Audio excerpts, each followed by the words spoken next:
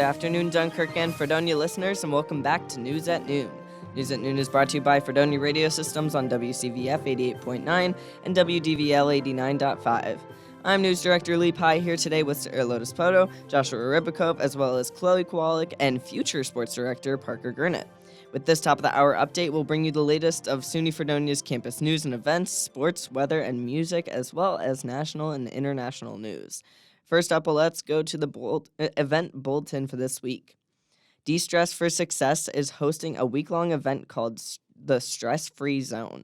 It's a place for students during Dead Week where they could take a break from all the stress from their finals and just take a breather and become relaxed. If you're interested, the event is at the Reed Library in the Oscar Room during the Reed Library hours. That's it for the information through the grapevine. Next up, we'll bring it to Chloe for our latest campus news updates. Thanks, Lee. So last Friday, a protest was held by students for Fredonia on campus. This protest comes just days after UUP visited Fredonia's campus last Monday for a protest about the lack of funding provided to Fredonia and the subsequent program cuts.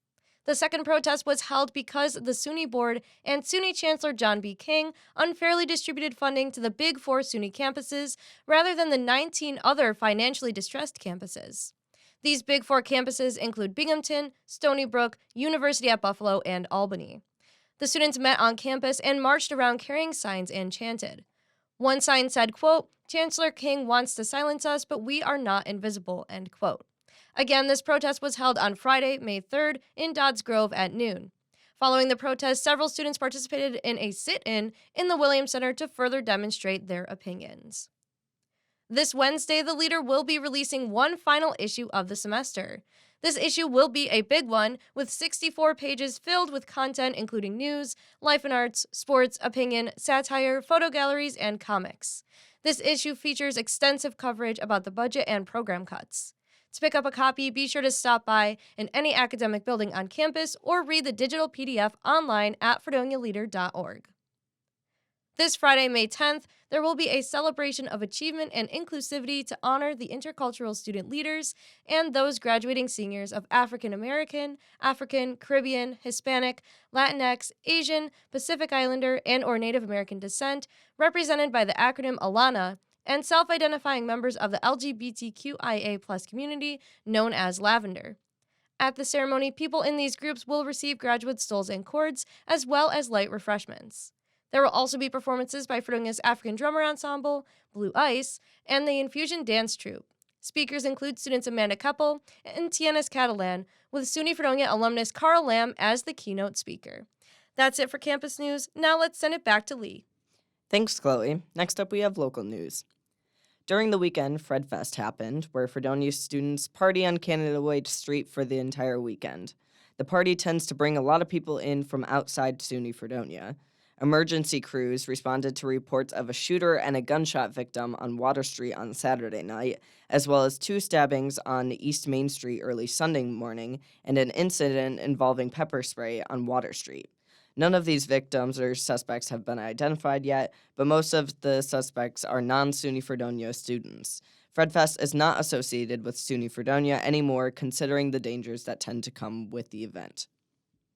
Also during the weekend, the Fredonia Fire Department responded to an apartment fire on East Main Street around 7 p.m. Saturday. There was smoke coming out of the third window apartment at the location, and East Dunkirk and Dunkirk Fire Department assisted at the scene. And SUNY Fredonia was awarded the SUNY Food Insecurity Support Grant, allowing the campus food pantry to expand into a full basic needs center. The Fredonia Campus Food Pantry was created in 2016 as a pilot project and now serves hundreds of students each month. The pantry relies solely on donations, so it only goes to the purchase of food. The campus has been able to increase awareness of food insecurity on campus while giving more variety with nutritious food and grants that they have received.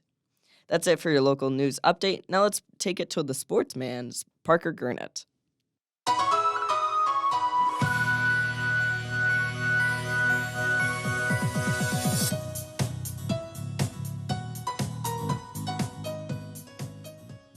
The Fredonia baseball team was back in action this weekend with a doubleheader set against SUNYAC Foe Cortland on Friday. In the first game of the series, Fredonia would end up losing by a score of 18-1, while Tyler Curtis, Christian Pagano, and Brady Ventura each went 1 for 3. In the second game, Fredonia would also lose by a final score of 13-7, and Garrett Stuckey would go 2 for 5 with a home run.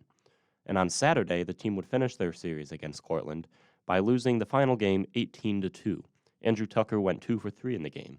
And this was the team's final regular season game, and they will miss the SUNYAC playoffs this year with a final record of 13-23.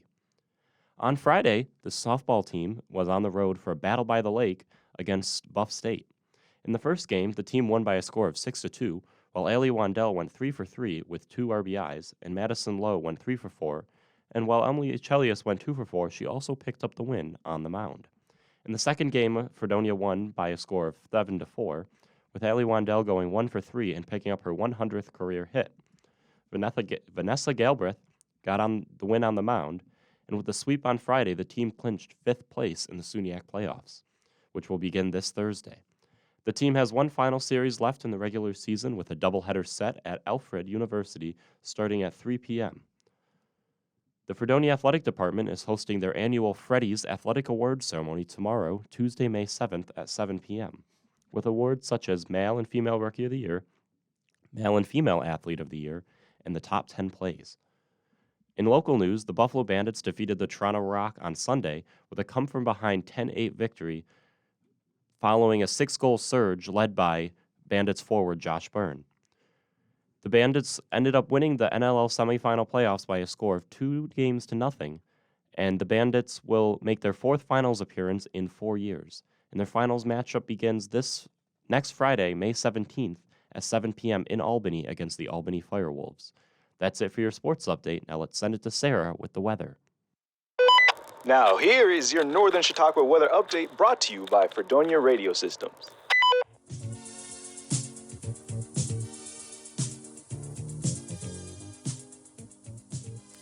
While we sit inside and study for finals, it's looking gorgeous outside at 67 degrees and partly sunny skies.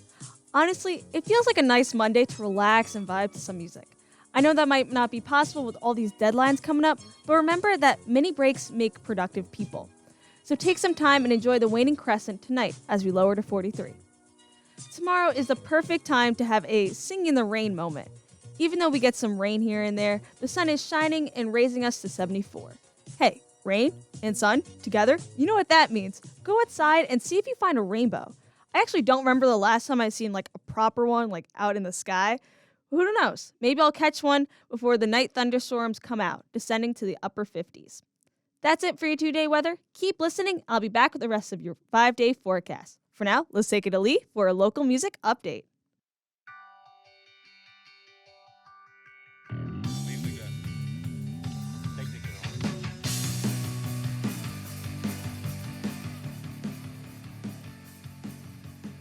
Last Call Entertainment is hosting their last show of the semester called BJ's Fest. The bands Magazine Beach, Robbery Club, Gas Station, and The Weather Might Say Otherwise, and B-Roller Casper will be performing at BJ's 51 West Main Street in Fredonia on May 9th. Doors are at 9 p.m. and music is at 10 p.m. That's all I have for music news this week. Now let's bring it to Josh for national and international news.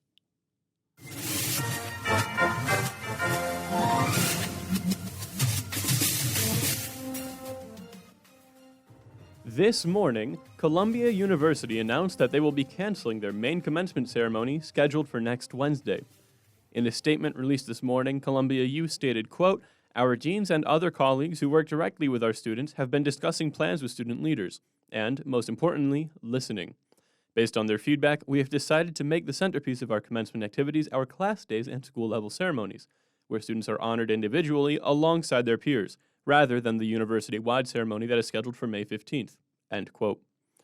The statement also writes that the past few weeks have been difficult for the community, most likely a result of the anti-war protests and police intervention.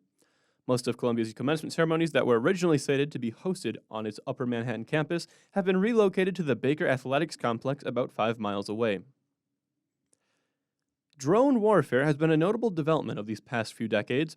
most recently featuring Ukraine's usage of sea drones in the Black Sea in order to sink Russian frigates and minesweepers since late 2022. However, the United States is lagging behind when it comes to taking the land and sea by storm. Last August, Kathleen Hicks, the Deputy Secretary of Defense, announced the Replicator Initiative, a plan to launch hundreds of small air and sea drones within the next couple of years in order to match China's military threat. However, the Department of Defense has been prioritizing big ships and submarines that are built by legacy defense contractors, taking away attention from the development of drones. Philip Stratman, the CEO of Ocean Power Technologies, has stated, quote, "At some point, you hit the DC problem. You hit the fact that there is a military-industrial complex that has the best lobbyists and knows exactly how the money flows and contracting works in the Department of Defense." End quote. This year, the Navy has a budget of $172 million for small and medium-sized underwater sea drones, with that number falling to $101.8 million for next year. That's a very small piece of the $63 billion Navy procurement budget initially proposed by President Joe Biden. Several Texas schools are closed today as heavy rains have caused massive floods in Houston. Thousands have been ordered to evacuate and hundreds of people have been rescued, including some becoming stranded on rooftops. A 5-year-old boy has died after riding in a car that became swept away in fast waters. With the 2 adults in the vehicle being rescued and hospitalized, the child found dead in the water over 2 hours later. Areas near Lake Livingston have received over 2 feet of water, according to the National Weather Service.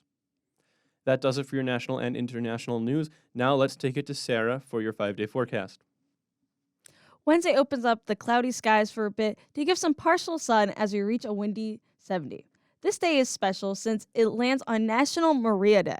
If you don't know, my mom's name is Maria, so I get to celebrate her. It's not like I don't celebrate her every day, though, because she's great and I love her. If you happen to be a Maria too, happy National Maria Day. Give yourself a nice sweet treat as the evening falls to the low 50s and it starts to rain. The rain continues on till Thursday as we get on and off showers, rising to 64. The rain clouds extend their stay into the night when the winds pick up and we descend to the upper 40s. The last day of classes ends with Fridays dipping into the rainy 55 and strong breezes. It's so crazy to me that the semester is almost over. I swear, the first day of the spring semester was last week. I don't know about you, but I'm still stuck in April. However, we gotta face reality, and for starters, we can acknowledge Friday night's rainy precipitation in the upper 40s. That's it for your 5-day forecast. Let's take it right back to Lee. That'll wrap up for today's edition of News at Noon. Campus News is written by Kowalyk. Local news for this broadcast is prepared by Lee Pye. Weather is presented by Sara Lodespoto. Sports is presented by Parker Gurnett. Music is prepared by Lee Pye. National and international news is prepared by Joshua Ribakove. And finally, board operations for this broadcast are performed by Chloe Kowalyk. Thanks for tuning in to News at Noon. This Wednesday at 12 p.m. is our last News at Noon of the semester, so be sure to tune in on WCVF 88.9 and WDVL 89.5. From all of us at Fredonia Radio Systems, have a lovely and stress-free day.